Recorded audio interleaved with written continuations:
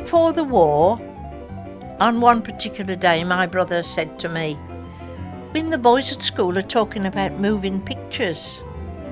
So I said, "Moving pictures?" And he said, "Yes, they say there's a notice on the institute door to say that they're going to show moving pictures on Saturday night, on Saturday afternoon." So I said, "Oh, can we go?" And he said, "We'll ask Mum." So we asked Mother, and she said, "Oh, I don't see how they can show you moving pictures, my love, but if you want to go, yes, you can go." Well, it was a Saturday penny. We had to pay a penny to go.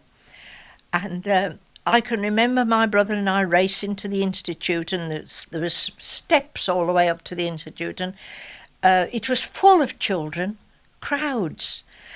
And we went in and paid our penny, and they'd put benches all across the institute floor from one side to the other, all these benches, lots of them.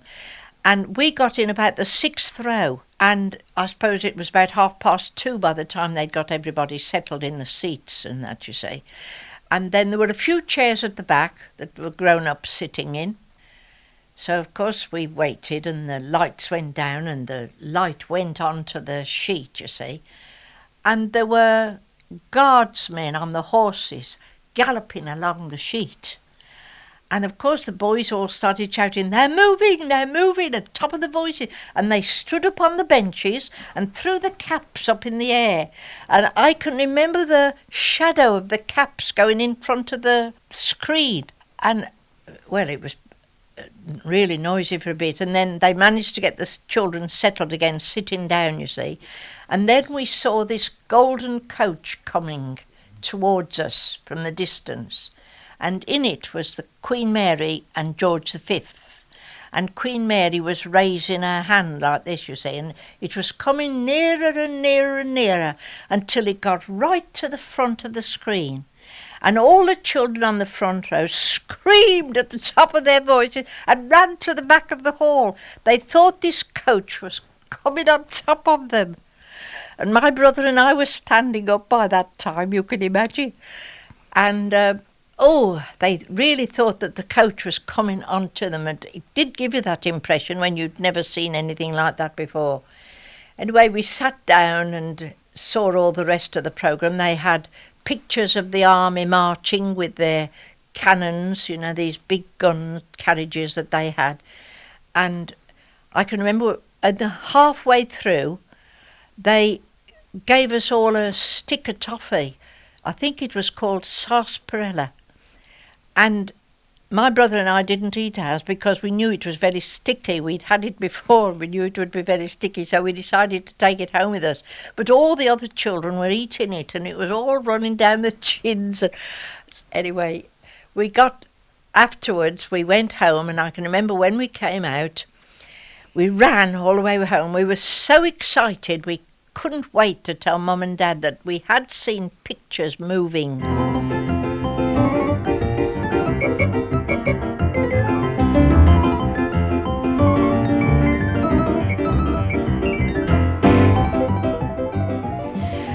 And when we got into the house, my dad was sitting there in the armchair, and Ted went to him and he said, "Dad, we have seen moving pictures." "No, my son," he said. "No, you couldn't."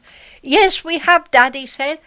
"The soldiers were marching, and the guardsmen were on horseback, and we saw the Queen in the coach coming."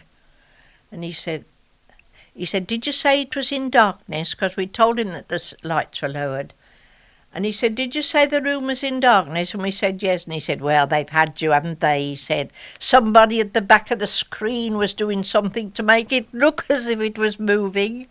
"No, Dad, no, I'm sure there was nobody at the back of the screen." But he wouldn't have it. "No," he said, "it couldn't possibly be anything like that. It must have been manoeuvred. You've been had." And we said, no, he would not believe us that we'd seen moving pictures. And all the week we talked about it, you see, and we kept saying, "Oh, Dad, I wish you'd come next Saturday with us and see it yourself." And he said, as if, it's a waste of time sort of thing. But anyway, the next Saturday, we begged him to come, and he said, "Oh, all right then, I'll come with you." So we went, and when we got in, of course it was pretty full, and we sat further back with my father, and he sat in between us, of us on either side of him. He just sat there and looked at the screen as it started. He never said a word, he just looked as if he was struck, as if he just could not believe what he was seeing. And my brother kept saying, "It's right, isn't it, Dad?" And he kept saying, "Yes." That's all he'd say was, "Yes." And I forget the pictures we saw now, but I can remember on the way home, he was holding on to our hands on either side, and my brother kept on, "You believe us now, don't you, Dad? You believe us now, don't you? You did see moving pictures, didn't you, Dad?" And all he'd say was, "Yes."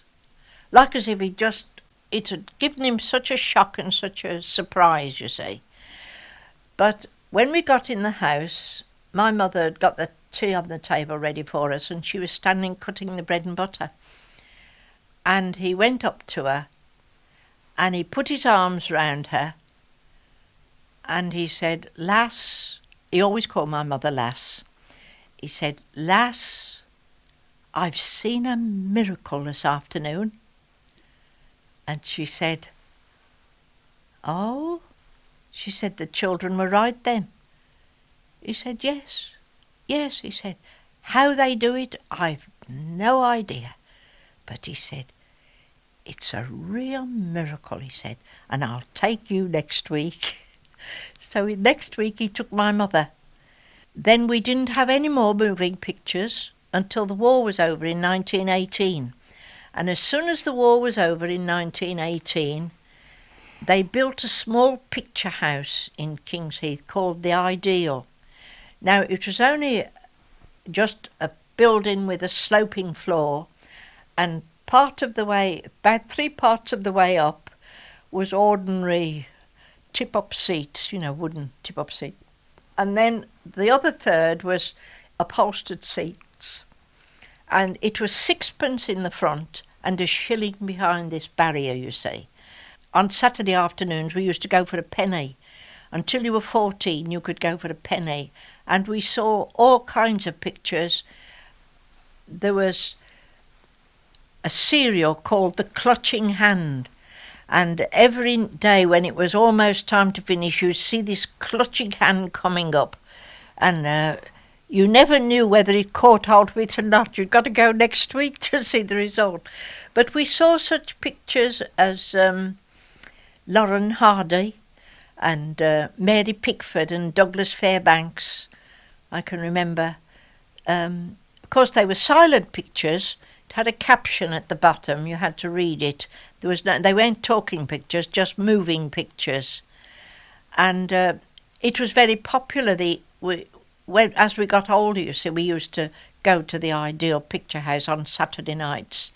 And we used to sit in the front, and when my brother got older and got more money, he'd say, "I'd see you were sitting in the flea pit." Because you were in the 6penny seat, he called it the flea pit. We had the radio when I was 14. That was the Cat's Whisker radio. My brother Ted built that. That was wonderful, really. My father said that was a miracle. Miracles do happen. I mean, they even happen today, don't they?